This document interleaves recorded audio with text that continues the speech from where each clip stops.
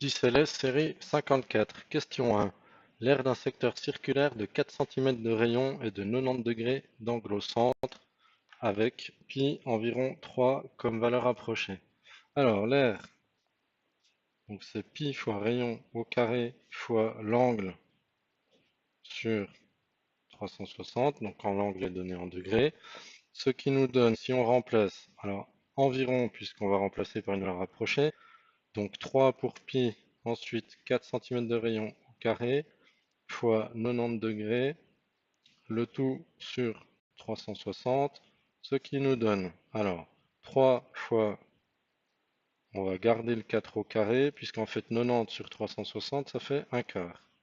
On va simplifier ici, donc le 4 au carré, c'est comme si on avait 4 fois 4, donc je peux enlever un 4 que je simplifie avec celui du dénominateur, et donc je me retrouve avec 3 fois 4 égale 12 centimètres carrés.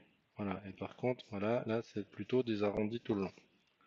Donc l'air est égal à 12 centimètres carrés. Question 2, moins 3 au cube. Alors deux choses, le signe, moins est dans les parenthèses et au-dessus c'est une puissance impaire, donc le moins va rester. Et ensuite on fait 3 fois 3 fois 3, 27. Question 3, 2 fois 6 au carré. Alors deux façons de le faire. Priorité de calcul, 2 fois 6, 12 au carré, ça nous donne 144.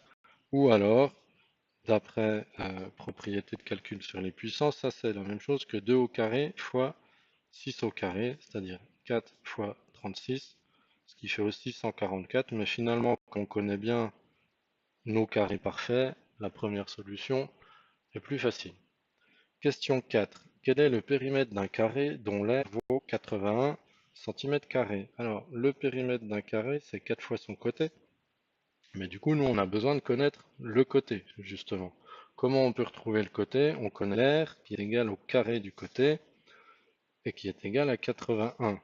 On en déduit que le côté, c'est racine carrée de 81, c'est-à-dire 9. Et on revient dans la formule du périmètre, on remplace 4 fois 9, c'est-à-dire 36 centimètres. Question 5. 250 000 mm², qu'est-ce que ça donne en mètres carrés? Alors, on peut reprendre toujours notre petit tableau de conversion. Alors ici, il est déjà un petit peu rempli par d'autres questions, mais c'est pas grave. Les millimètres carrés sont ici.